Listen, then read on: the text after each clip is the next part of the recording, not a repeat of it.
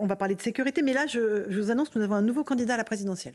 Qui ça? Ah, bah voilà. Tout d'un coup, ça vous intéresse, Gauthier Lebret. Moi, tout ce que vous dites On l'a m'intéresse, rencontré à Choose France, dans les allées Teddy de Riner. Choose France. Bravo. Teddy Riner. Écoutez ce qu'il a dit sur une éventuelle candidature à l'élection présidentielle à nos reporters.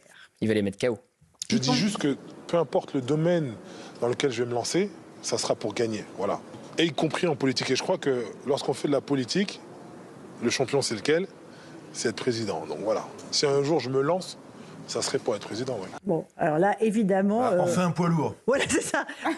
Là, respect. Là, Moi, j'aime bien les gens qui disent je suis pas là pour participer ou être ministre des Sports. Je veux gagner. Si j'y vais, c'est pour être président de la République. Bah oui. Mais voilà. est-ce que la possibilité d'un candidat inconnu, comme ça, qui sortirait par magie, est une éventualité à laquelle vous croyez? Gauthier et Louis? Inconnu, c'est déjà arrivé. Emmanuel Macron est devenu président de la République. Oui, mais il était déjà ministre. Il était Oui, déjà, bien sûr. Non, c'est pour sourire. C'est pour sourire. Oui, mais il doit des informations. Et Teddy Riner, il est pas inconnu. Il est tout sauf inconnu. Teddy Riner, c'est une immense star. La question, c'est est-ce qu'on peut passer de la société civile à la politique aussi rapidement? Emmanuel Macron, il est vrai qu'il était banquier. Alors, il a été secrétaire général adjoint. Il était ministre de l'Élysée. Il a été ministre de l'économie, mais personne ne l'avait vu venir 2 ans avant. Donc, pourquoi pas? Alors, Teddy Riner. Alors, non, il y a quand même une différence énorme, c'est que Emmanuel Macron connaissait parfaitement le fonctionnement du pouvoir. Bien sûr. Il a fait Sciences Po, il a fait l'ENA, il a travaillé ensuite, je crois, un petit peu à l'inspection des finances.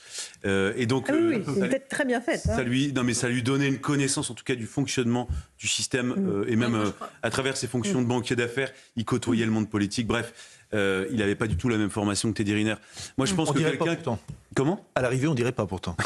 Je pense que quelqu'un qui est issu un peu de nulle part, pourquoi pas. Mais c'est un businessman, Teddy Riner. Il gère peut-être mieux les finances qu'Emmanuel Macron. Exactement. Non, mais Teddy Riner peut faire un score. Non, mais il pourrait faire, j'en sais rien, un score honorable. Mais de là à gagner l'élection présidentielle, ça me paraît très très improbable. Moi, je crois pas du tout à la candidature trublionesque en France. Je pense qu'aux États-Unis, ça a marché avec Trump, qui venait de la société civile, qui venait des médias, homme d'affaires. Ça marchait un peu en Italie avec BP Grillo et compagnie. Mais en France, on a quand même cette espèce de culture de l'État. Du fonctionnaire, du haut fonctionnaire, dont on a besoin d'avoir des gens. Il y a un inconscient collectif qui, je pense, fait qu'on pense que l'État, c'est quelque chose de très sérieux, d'abord, on a un État tentaculaire et très complexe, qui fait je ne pense pas que les Français accordent leur confiance à quelqu'un qui vient de nulle part. Tous ceux qu'on il y avait eu Coluche à l'époque, ça n'avait pas du tout marché, ça n'a jamais marché. Venaient d'un endroit qui connaissaient très bien l'État tentaculaire. Ah non, mais je dis ça, bien sûr. Mais je pense quand même que dans l'inconscient collectif des Français, il y a cette espèce Il y a juste un détail. Joseph, il faut les signatures. Voilà. Ah oui. Et c'est un vrai écueil. Et c'est un véritable écueil. Sauf que je pense que si Teddy Riner était candidat, il aurait au moins le soutien des radicaux de gauche, puisqu'à chaque élection présidentielle, les radicaux de gauche, désespérément, cherchent avec leur lanterne un candidat de la société civile. Voilà. Et ils ne l'ont pas. Ils ne l'ont pas. Moi, j'adore ça, J'adore ce genre de candidature. En plus, c'est un sportif, donc au niveau du mental, c'est exceptionnel. Je suis d'accord avec Gauthier sur sa détermination. Et par ailleurs, le sport, c'est très politique aussi. Outre le fait de gérer sa carrière, business, etc., le sport, c'est quelque chose d'éminemment politique, avec l'ensemble des fédérations, etc. Et puis, on a l'exemple de David Douillet, qui vient du judo. Ou d'Amélie Oudéa-Castéra. Exactement. Gauthier Lebret. C'est bien. Alors, Des exemples David Douillet, Guy Dru, enfin voilà. Guy Dru, hyper intelligent, Guy Dru. Non, mais Oudéa-Castéra, c'était un bon souvenir, surtout à l'Éducation nationale. Laura Flessel. Teddy Riner, non, je parlais des 500 signatures. Mais c'est Joseph surtout. Est-ce que c'est un écueil de mettre une barrière comme ça? Alors c'est toujours compliqué, on le sait pour Marine Le Pen, ça avait été compliqué pour Éric Zemmour, mais à la fin... Jacques Cheminade a réussi à avoir... Voilà, exactement. Jacques Cheminade, François Asselineau a été candidat, Philippe Poutou est candidat, à chaque fois. Donc si on met pas d'écueil, après vous avez tout le monde sur la ligne de départ. Donc il faut bien mettre une barrière pour. Là, il n'a pas dit qu'il voulait y aller, mais il dit si j'y vais, c'est pour gagner. Non, mais au-delà de lui, est-ce qu'il faut mettre la barrière des 500 signatures ou pas? Et Cyril Hanouna, il n'est toujours pas candidat? Il a dit que c'était un prank, vous savez, ce mot Moi, prank. je ne sais pas ce que c'est le mot prank. Un canular. Un canular. Merci de parler français dans Punchline, qui n'est pas du tout dans la novlangue. Et puis après, si on apprend des mots, c'est bien. Bon, c'est bien. On apprend des mots, mais il y a peut-être d'autres surtout mots quand on prend des leçons des jeunes. Donc, ça pourrait être porphyrogénète, par exemple. Tout le monde se projette finalement pour 2027. Absolument. Vous vous projetez pour 2027, Rachel? Moi, j'aurais Mais plutôt si j'y vais, tendance c'est pour gagner. à être en confiance avec Teddy Riner. Voilà. Et comme disait Audiard, quand les personnes de 120 kilos parlent, ceux de 60 écoutent. Ah ça, voilà. Flingueur. Voilà. Peut-être, est-ce qu'on a le temps d'écouter Emmanuel Macron qui échangeait avec des salariés aujourd'hui de l'usine Daimler-Buß. Alors, il a répondu à quelqu'un qui lui demandait « faites travailler les feignants ». Alors, il a vu le piège, parce qu'il a déjà eu des petites phrases qui lui ont un peu collé un peu sparadrap. On va écouter cet échange. Tendez bien l'oreille, nos amis auditeurs, parce que c'est vrai qu'il y a du brouhaha autour. Mais ça vaut quand même le détour d'écouter ce qu'a dit Emmanuel Macron. On a fait la réforme de l'assurance chômage, on doit en passer une deuxième étape. On paye des gens à 450 € par mois. Moi je peux pas le dire comme ça. Oui, non, mais voilà, mais. Quand j'ai dit qu'on traversait la rue pour trouver de l'emploi, oui, je me suis fait ramasser. Mais il y en a. C'est ça le problème. Dans le bâtiment, dans la restauration.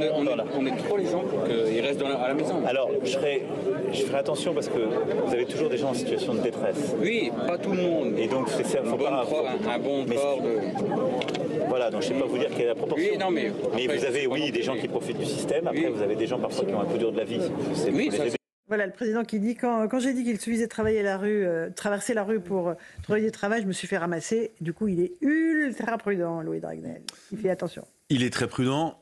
Cette phrase avait été un peu maladroite, mais globalement, il a raison dans le fond. Une fois qu'on met de côté, et il a bien fait d'avoir cette précaution de langage, il y a des gens pour qui c'est très très difficile de retrouver du travail, et c'est un fléau absolu.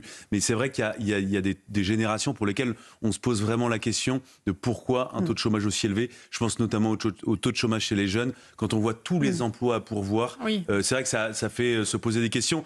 Et si personne ne donne un peu un électrochoc à un moment donné et dit maintenant il faut accepter de prendre un job, peut-être pas celui de ses rêves, mais il faut travailler, il faut prendre ce qu'il y a.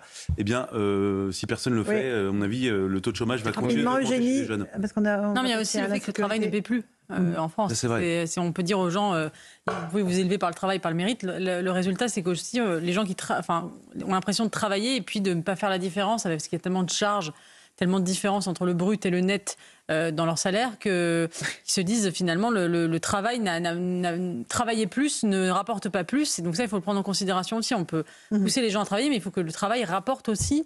Et donc baisser les cotisations et donc revoir notre système social en profondeur, pas simplement. C'est pas juste une question de gens qui n'ont pas envie de travailler. C'est aussi que les gens n'ont pas la motivation parce que le travail ne paie plus. Non, mais il a eu des phrases maladroites. Je pense pas que c'était la phrase la plus maladroite. On lui est peut-être tombé dessus un peu trop facilement quand il a dit ça, Emmanuel Macron. Par contre, quand il disait dans une gare, vous croisez des gens qui ont réussi, des gens qui ne sont rien, dire à des gens qui ne sont rien, ça c'était totalement déplacé. C'est même une parole très choquante. Par contre, ça va être un vrai sujet de la présidentielle à venir, et notamment de la droite. Laurent Wauquiez, qui je trouve est plutôt classe depuis sa défaite. C'est-à-dire qu'il a invité Bruno Retailleau à venir rencontrer le groupe qu'il dirige à l'Assemblée nationale. Il a reconnu sa défaite. Il n'y a pas eu de division depuis hier. Laurent Wauquiez, il met sur la table depuis de longs mois la lutte contre l'assistanat. Et Emmanuel Macron en a parlé. Ceux qui, en ne travaillant pas, gagnent autant que ceux qui bossent. Et ça va être un vrai sujet, parce qu'on voyait qu'il a été interpellé là-dessus. C'est parce que là, vous avez des gens qui se lèvent très, très tôt et qui travaillent beaucoup, qui n'ont pas envie que leurs voisins de palier qui ne se lèvent pas gagnent autant que... Ça sera un des thèmes, vous avez raison, Absolument. avec le pouvoir d'achat et l'insécurité, qui sont les deux thèmes de préoccupation principale.